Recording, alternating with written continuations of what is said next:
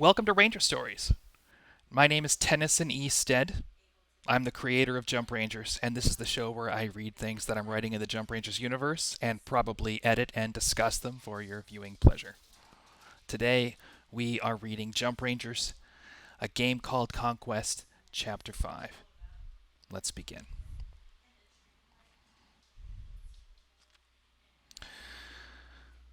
Way back in the old days of the Jump Rangers, human people didn't have all that many places of their own.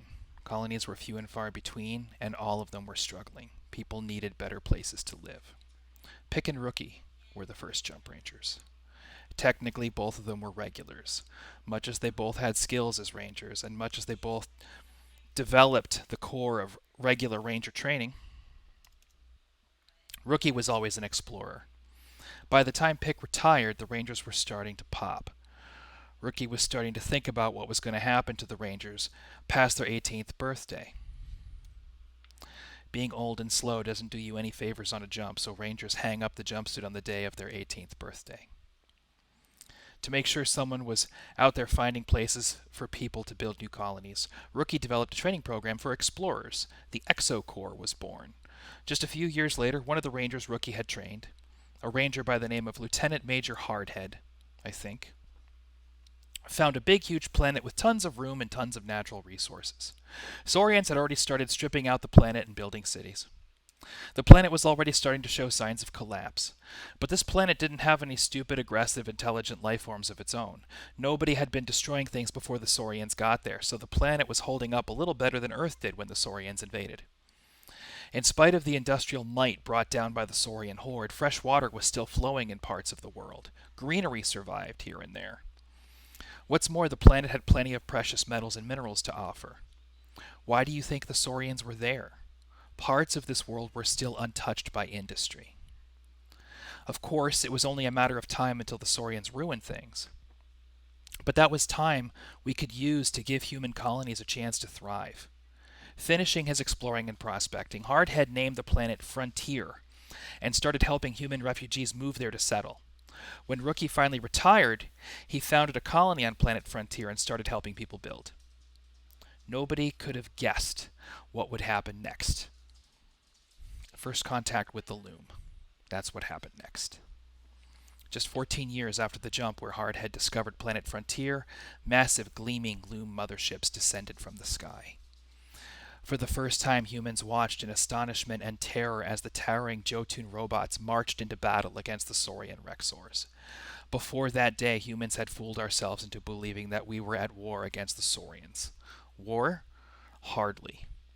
No, the Undersors were trying their best to exterminate us. Rexors were trying their best to avoid us. Far from being a worthy enemy for the Rexors, we were the pests of the Saurian Empire. Over the last 150 years, war between the Saurians and the Loom have burned this world clean of life. Battle lines have been drawn and redrawn, turning mountains into glass as they get pushed across the planet's surface. As the front lines.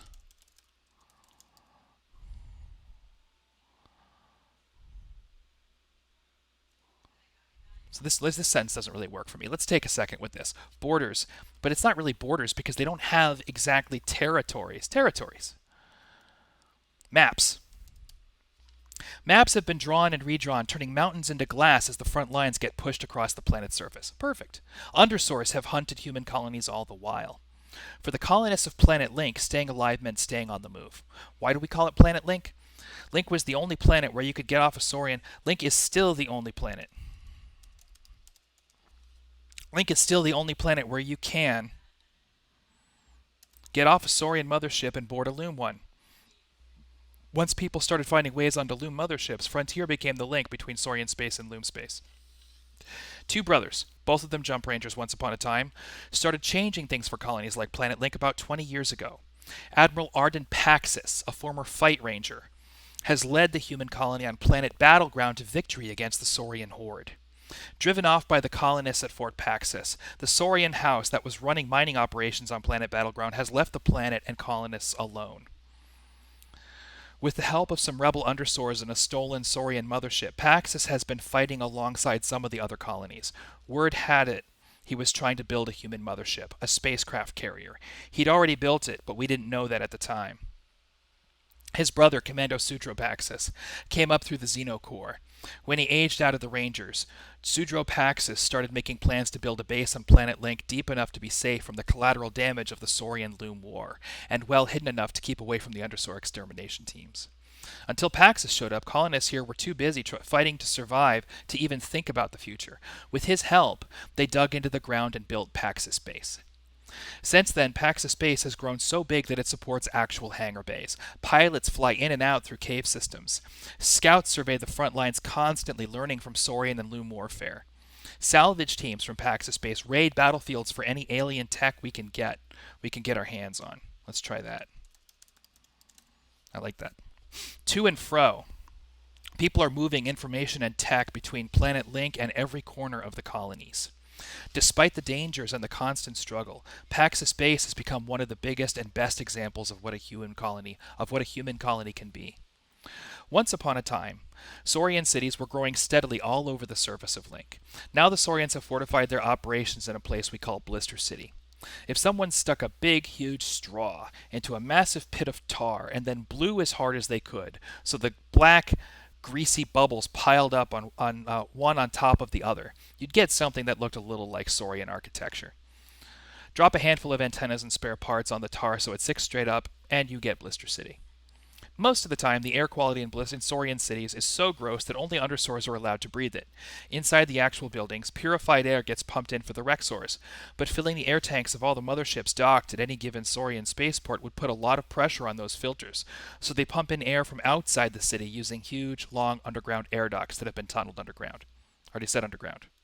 Huge, long underground air ducts. End of conversation. On one end of these ducts, you have the huge segmented hoses that connect to the mothership itself. On the other end, well outside the city, you have huge turbines with facilities built up around them. Air cans, we call them. Getting on and off a Saurian mothership is easy enough if you can stay clear of the exterminators and get through the turbine without letting them catch you. Through the air cans. See, that's not clear enough. If you move through the air cans,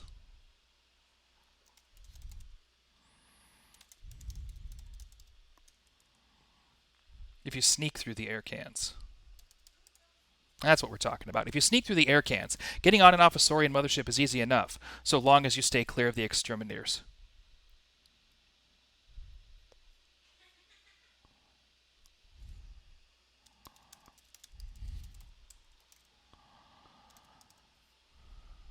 Yeah. If you sneak through the air cans, getting on and off a Saurian mothership is easy enough, so long. If you sneak through the air cans, getting on and off a Saurian mothership is easy enough.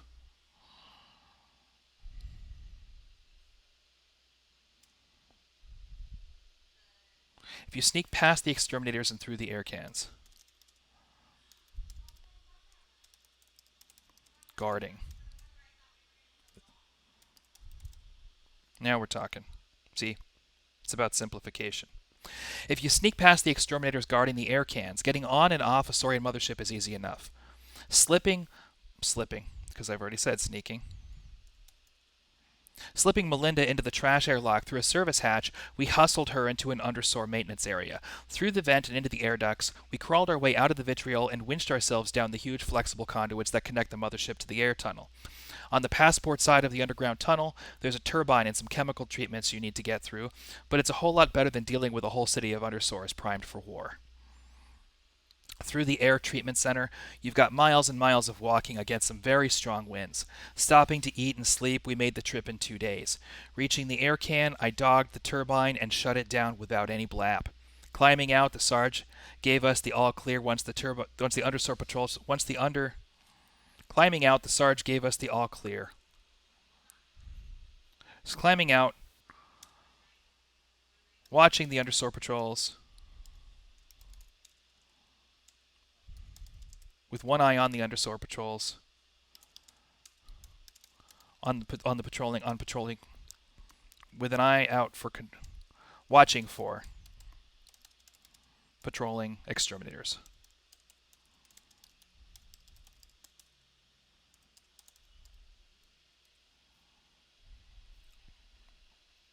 Climbing out, watching for patrolling exterminators, the Sarge gave us the all clear. Soon enough, the three of us were on our way across the blasted blackened surface of Link. Here and there, hidden in caves and such, the scouts and soldiers of Pax's base keep prefabricated halves. Little buildings on stilts with power and supplies to keep you warm and fed, where you can hole up and wait for transport to the colony. Every few days they send a Hermes with an escort of Hercs to pick up anyone who's headed their way, drop off people who are headed for the air cans, and to resupply the safe house. If you know what you're doing, getting into Pax's space isn't that big a deal. Waiting for about 3 days, eating ration packs that were left behind for people just like us, we caught the next transport to Pax's base. Checking in with the command center, we let Commander Paxis know we were jumping through. Too many checking. At the quartermasters, we got Melinda Nova settled into a room for the night. Once all that was taken care of, the Sarge and I did what every ranger does at Pax's base. Not long after Pax's base was founded, an ex-ranger named Slappy, Uncle Slappy we call him, convinced the commander to let him build a kitchen, a lunch counter, and some bunks for any jump rangers who needed a grilled cheese sandwich and a place to sleep. Most of the time, rangers work on the move. Having a place of our very own, which just happens to be on one of the only planets in colony space that everyone actually visits, that's a big deal. Uncle Slappy knew that when he built the rooster, and it's why he works so hard to take good care of us. Because the rooster is our home, and because Slappy knows what's going on with all the rangers jumping through, you're going to want to stop at the rooster and have one of Slappy's grilled cheese sandwiches. Maybe you'll stay an extra day and catch up with any rangers who might be jumping through. What I'm saying is there's almost always at least one jump team at Pax's base. When the trouble starts, someone's always there to help. If you ask me, the rooster is one of the top reasons why Pax's base has done so well. Me personally, not once but twice, I've had to trick an extermination team into moving their search and sweep away from the base and all the secret entrances. Once with the Sarge, once before I met him. If you ask me how many times a jump ranger wound up saving Pax's base because they were staying at Slappy's for an extra day, it's a lot. I'll tell you something, though.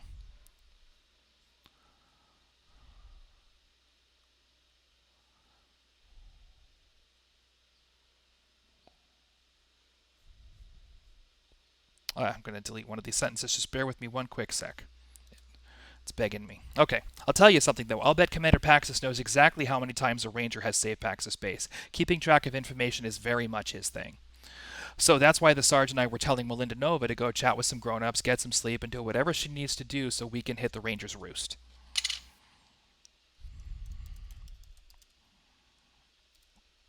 Over soups and sandwiches, Uncle Slappy was telling us to watch our 6 o'clock.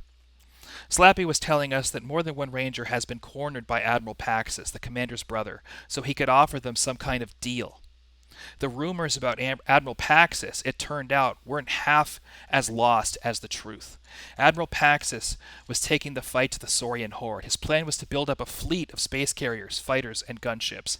With some undersore freedom fighters, Paxis and his allied forces were planning to attack the Saurian homeworld. He wanted full support from the Jump Rangers.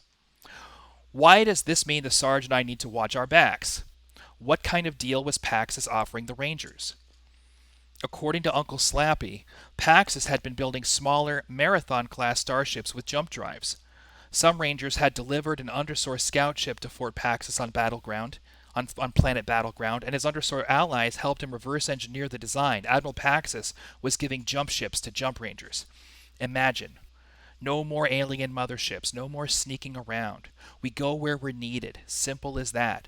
For the Jump Rangers, this was a game changer. So what did he want from us? He wanted us to help him take Soros from the Saurian horde. Conquering Soros is the fastest way to save Earth. At least, that's what he's telling these Rangers. Admiral Arden Paxis, who used to be a fight ranger, is asking Jump Rangers to go to war. He's asking us to take orders. He's asking us to join his army. Let me tell you something. Jump Rangers are not soldiers. Jump Rangers are warriors. Know what the difference is between a soldier and a warrior? A soldier does what they're trained to do. Soldiers train so they always know what needs to be done and they never have to think about it. A warrior does what's in their heart. A warrior already knows what it is they need to do. Warriors train so they can do that thing well and succeed. Warriors are always thinking, We just don't let it slow us down. The Jump Rangers are not an army. You don't get to give us orders. You definitely do not, under any circumstances, ask children to go to war. You don't try and buy us with the tools we need to do our job. Help us or don't. I'm good. You understand me? Just don't play games. Grown-ups will scoof things up, but this grown-up, Arden Paxis, he should have known better. Fox and Ferret. That's what the Paxis brothers were called when they were in the Rangers. Both of them were legends, even before they became big, important leaders in the colonies. What does this even mean? Was Admiral Paxis being stupid or power hungry or what? Can Commander Sudro Paxis be trusted? Or is he working for his brother? What are you telling me right now, Uncle Slappy? All he could do was rub his beard and breathe in and drink his coffee. To me, in that moment, he looked sad. While I was sitting there at Uncle Slappy's counter, second-guessing the stupidity of grown-ups under the rattle of ventilation fans and the flickering lights of Slappy's dogged-up mess hall full of cozy, cramped little dining booths and grated metal flooring, you know what happened? My grilled cheese got cold.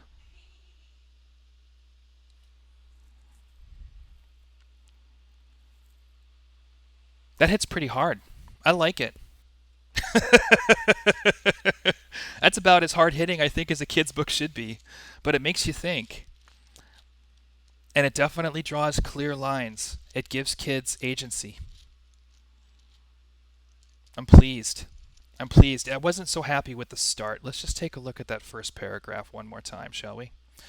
Way back in the old days of the Jump Rangers, human people didn't have all that many places of their own. Humans didn't have any. It's human people too much. Humans didn't have all that many places of their own to live. Wait,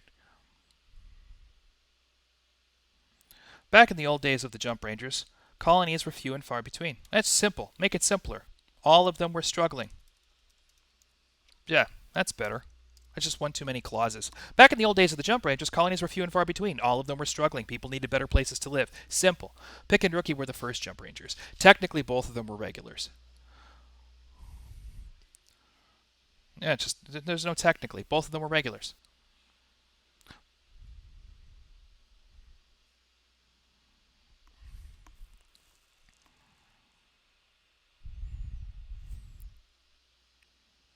Yeah, there's a little too much wordiness here. Pick and Rookie were the first Jump Rangers. Much as they both had skills as Rangers, and much as they developed the core of Ranger training, Rookie was always more of an explorer.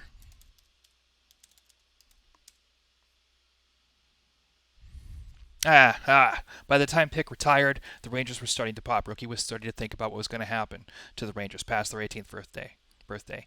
Being old and slow doesn't do you any favors on a jump. And that's when I started to feel like things were getting better. So that's a good chapter. I think we're on a roll, folks. This week, we are not going to be doing the mission files. I was happy with how it went last week. We're going to do it next week, but this week we have a friend's show to attend. So I will be in, this is an 8-sided die. I have, let's see, here's how it works.